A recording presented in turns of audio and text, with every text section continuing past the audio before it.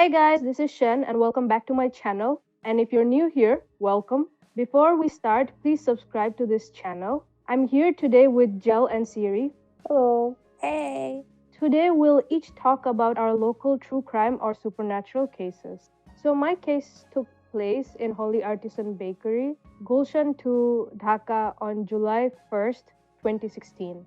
The attack started at about 9:40 p.m. local time. 5 attackers entered the restaurant armed with bombs, pistols, and assault rifles. One attacker also had a sword. They opened fire and detonated several of the bombs. Several people ducked under the tables, while panicked staff members along with the chef ran upstairs. They then jumped onto the rooftops of nearby buildings. About 8 staff members on the second floor ran and hid inside a restroom. The attackers then went upstairs and walked in front of the door, shouting, "Bengali people, come out. If you're Muslims, come out."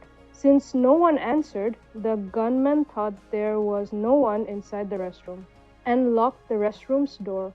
The staff members inside the restroom began to text their relatives asking for help. The attackers then took many hostages, almost all foreigners.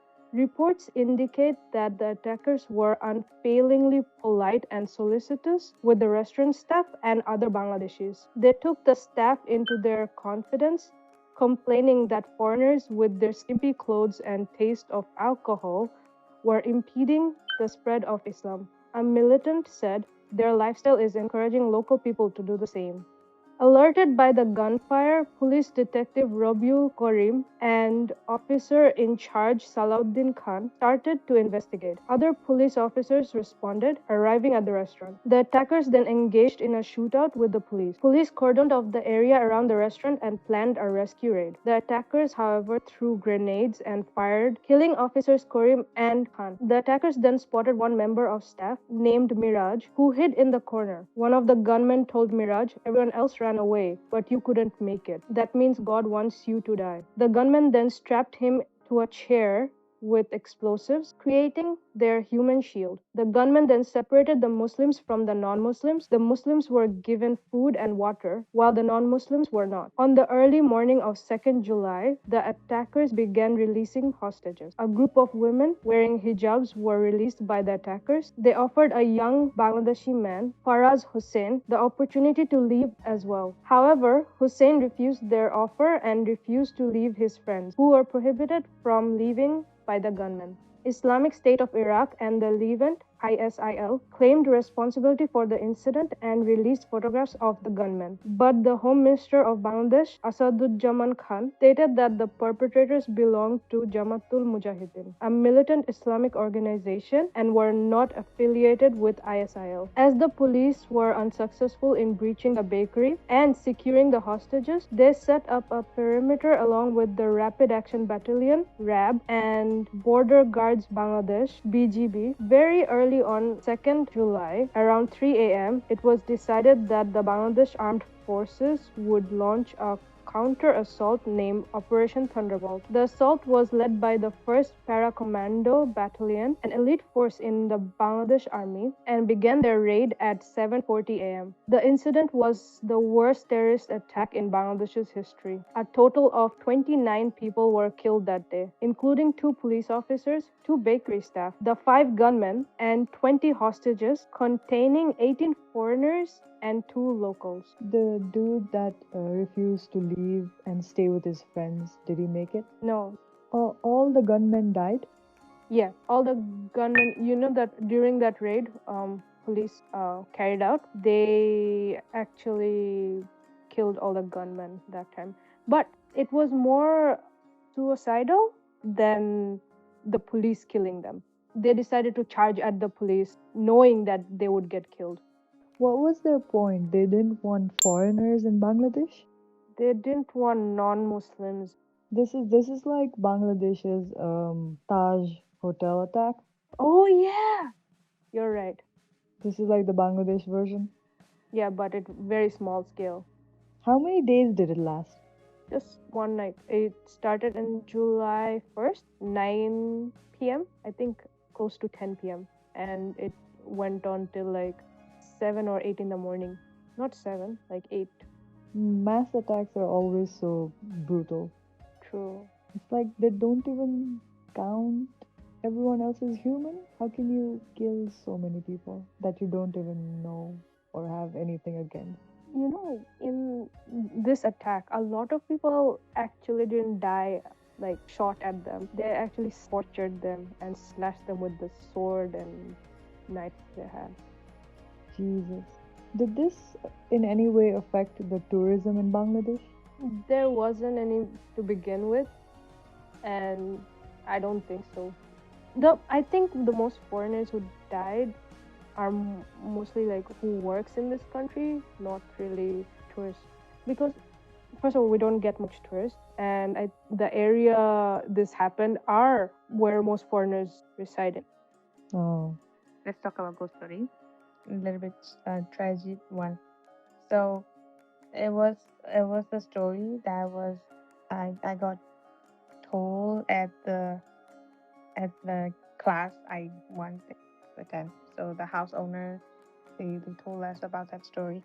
So there's a house in front of them, and long time ago, when during the I think around 90, there has been a family foreigner family, and they have a kids, and the two brothers and the little boy, they used to play football like in the neighborhood. So on that day, the rain was pouring, and the two kids playing football, and then the football went to the drain. So the little kid tried to follow the football, and then he got dropped in the drain. And because of the water and the rain, the water flows strong, and the kids go with the rain, like in the drain. So after 10 days, they found the corpse of the kids. After that, the house started to got haunted. There's been a sign that the kids playing football and going around the house, and he put pranks on with the paper in the house. So the family start to move away, and then another family coming. This paranormal activity still happen. So the house was empty till now, and sometimes the neighborhood people say that sometimes they see the boy just going around the house playing. But his death doesn't seem violent. Usually it is. They're murdered and then they haunt people. This one seems like an accident, doesn't it? Yes, it was an accident, but from my perspective, maybe the little kid don't know that he died, because it's like he went inside the house. Or like Sixth Sense.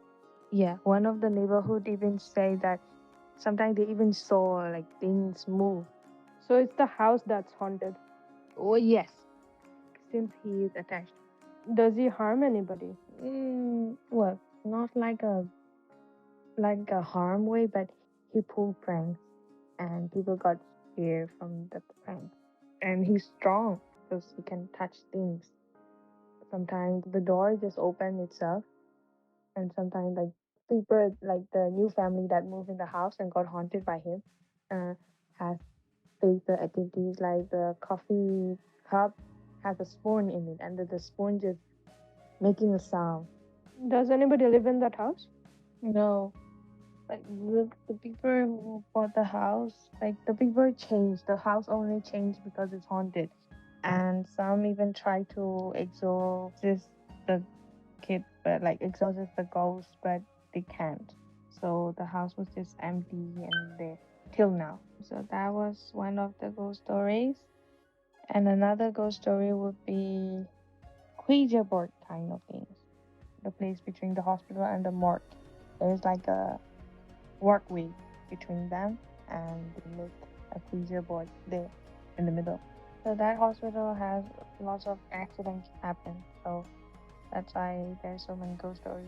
since they do the creature were there at that time, they said that the walkway between the two buildings, like around that area, has like a wet soil mop area, like mop with water. So when they start doing the creature, nothing happened, and then the creatures start to move. The creatures start to move from letter to letter, telling them to come and meet him. And then they were like, they got scared. At first, they thought it was a joke, like someone is moving on purpose.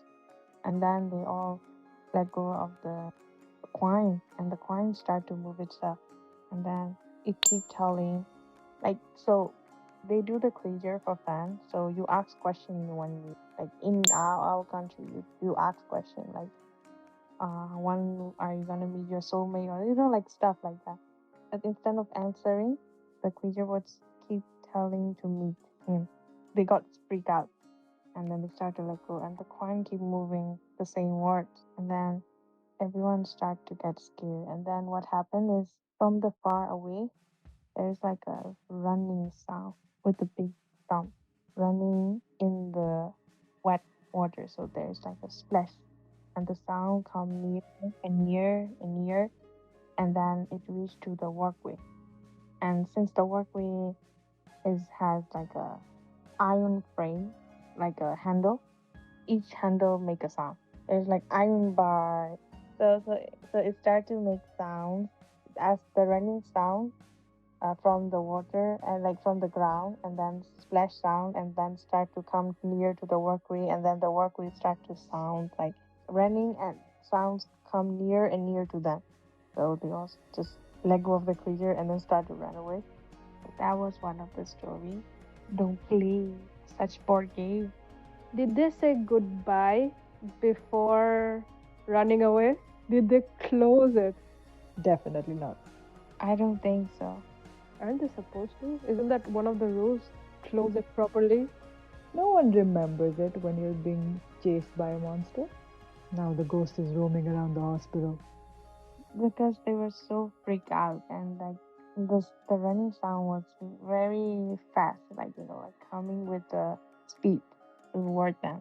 So they just like drop everything then run. I never joined those games, like board games.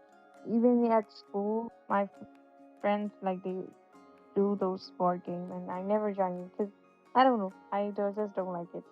Too risky. I would. I have, but not in an actual Ouija board. They just drew it in like a giant chart paper. You can do that? Apparently. I've never played it, but I didn't know you can draw on it and you can make one. That never occurred to me. It still worked, but I don't know if it's us unintentionally moving it or it's moving by itself. If you pick up a heavy thing and a lot of people joins it, it feels lighter and you feel like you're not helping, but that force is still working. Yeah, I've seen that. There was never anybody to play with me. Everyone is too scared, and I'm pretty sure if I ask someone right now, they wouldn't agree to it. How far was the place from where he lived at that time? Maybe like one bus stop. The address the ghost gave, do you know the address? Yeah, it's a hospital, so it's still there. The ghost gave an address? Not address, like they were asking where is he now, and then that's how he starts saying come see you. I just think the boy wanted people to visit him. He was a friendly ghost. So I'm going to talk about the case of Khyati Shrestha. This is a case from Nepal. In June 2009, Khyati Shrestha, a joyful 17-year-old, was studying in 12th grade at the Jubilant College and Research Center in Kathmandu. Like any other kid that age, she was enjoying her life, had friends, and was preparing for school.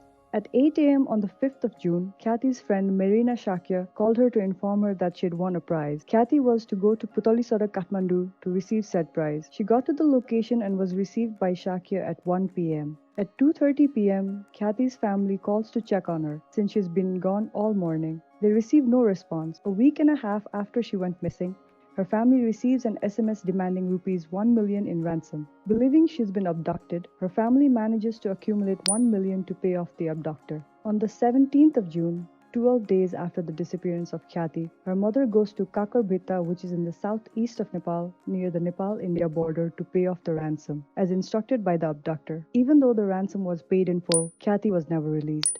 On the 13th of June, body parts were found strewn across the Chitwan Narangarh road, which is approximately 110 kilometers away from Kathmandu. On the 21st of June, a headless torso was found in the Bungamati stream of Soimbul Lalitpur, which is only about 10 kilometers away from Kathmandu. On the 24th of June, a severed head was found in the Mudku jungle at Raniban, also at a similar distance from Kathmandu. The severed head and all the body parts belonged to Khyati.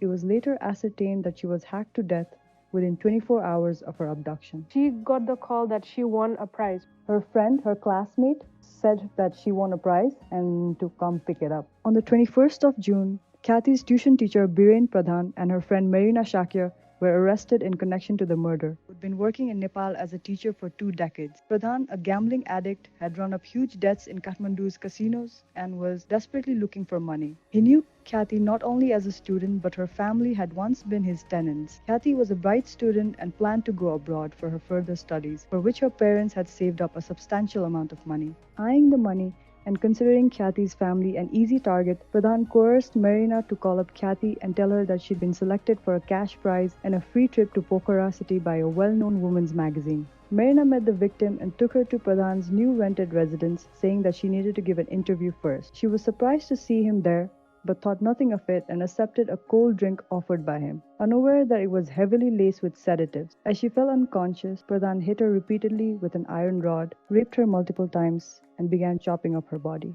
Pradhan was arrested after Khyati's mother, who had gone to the Indo-China border to pay the ransom, spotted him in the same hotel she had stayed at, and her suspicion was aroused. Once arrested, he confessed to having killed Khyati, while Marina confessed to having been scared and forced to take part. The police investigation team recovered nearly rupees 900,000 of the ransom from the duo. Biren Pradhan was sentenced to life imprisonment. In the case of Marina Shakir, there was suspicion that she was a victim of sexual abuse of her former teacher Biren and was coerced into taking part in the crime. However, the judge did not listen to her pleas of innocence and, despite her young age, sentenced her to life imprisonment as well. She was 16 years old. She was 16? I don't know if Nepal has juvenile prison or juvenile, like rules for juvenile convicts, but she was sentenced to life as if she was an adult. I'm not sure it's fair, but we don't know actually what happened. I remember I was in like grade 9 or something, and we heard these stories in pieces. Like we'd hear that someone went missing, and then we'd hear that someone was arrested, then we hear that her like a head was found, and then we hear that just a body was found in like different parts of Nepal. He went around Nepal just dropping her body parts. One in a jungle, one in the river, one like just in a highway. Nepali highways are like just mountain with a road on the side. He just like threw it off the road. So my connection to the story would be that he threw one of the body parts on a road on a very popular highway, and so the jurisdiction which it falls under is run by my classmate's dad, and the actual case is in Kathmandu because she was abducted in Kathmandu. So that one was handled by my neighbor. He still lives here inside this colony. His wife divorced him immediately after finding this out, and she used to work overseas, and her kids used to live here with her family side, and I don't know, he lived alone, I guess. And the moment this happened, she came back and divorced him and took her kids too. He was married and had kids. So the hotel they lived in, he told the girl's father to live there? What hotel? Pradhan lived in a hotel, right? When he did this? No. Oh, he lived in a rented residence. So did he rent the residence only for this purpose? No, I think he used to live there. But previously, he was the landlord of Khyati and her parents, so he knew the parents. He was her tuition teacher. and Marina's tuition teacher too. This is probably the first case in Nepal where someone was hacked to death. I don't think we have heard it since, and we hadn't heard it before. Just body parts being found, and everyone was scared that this would create a new trend. And I don't think we knew that Nepal didn't have capital punishment, but everyone protested. Like there were days of protest for Biren Pradhan to get hanged. So after that case, are there any similar case happen? No, no one has been hacked to death since. Not like this. Everyone was so traumatized because she was only 17 and the accomplice in the crime was 16. And also because this dude acted like a psychopath. When he was in jail, reporters wanted his interview. He told them to pay him first and for his story. He said, "Pay me and I'll tell you my story."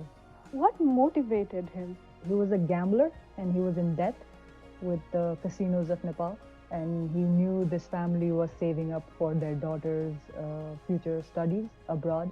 And he thought they'd be easy to target. I think he killed her the very same day because she recognizes him. They know each other. He could never let her go. Even if they paid up the ransom, he could never let her go. She knows his face. She knows who he is. The disturbing thing is the way he killed her and then raped her and then hacked her body to pieces. I think the intention of the kidnap was to kill her anyway, and raping was a bonus.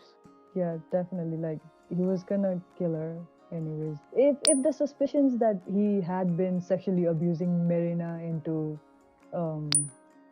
working for him or being his accomplice in this, then he's fully capable of raping. Did Marina get tested? No, I don't think so. Tested for what? Sexual abuse? Yeah. I don't know if they do that here, but I don't think so because that would have been a defense, right? Like she was also a victim, but no, that didn't happen. She's in life imprisonment. Do you think it's fair that Marina is in jail for her whole life for something she did when she was 16? No. She was 16, and even if she did get brainwashed into doing this, I still think that she should be given a chance to rehabilitate. Yeah. By the way, life imprisonment in Nepal is not actually to your life term. It's about like 40 years or something.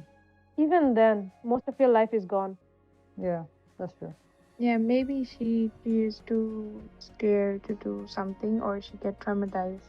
Jell's right, because what if she thought if she intervened, she would also be murdered. Yeah. But think about this. Why did she agree to dupe her friend, tell her that she'd won some prize that didn't exist, and take her to this dude's place? What did she think he was gonna do? Maybe she didn't think it would be as bad as murder, but at 16, rape is possible. Why would you do this to a friend? That's true, because that's before the murder and what he did to her body. Thank you so much for watching and listening to this video. And thank you, Siri and Jel, for joining and sharing your local cases today. Thank you for having us. Thank you. If you like this drawing and you want to see the finished piece, please check out my Instagram. All the links will be in the description down below. If you enjoyed this video, please give it a thumbs up. Comment down below which true crime or supernatural case you would like to see next. Or if you have a story of your own you would like to share, you can send them to me to my email or my Instagram. Subscribe for more videos like this, and if you're already subscribed, please click the bell to be notified in the future. Now, the winner of the giveaway, their Instagram handle will be in the description down below. Thank you. Bye. Bye bye. See ya!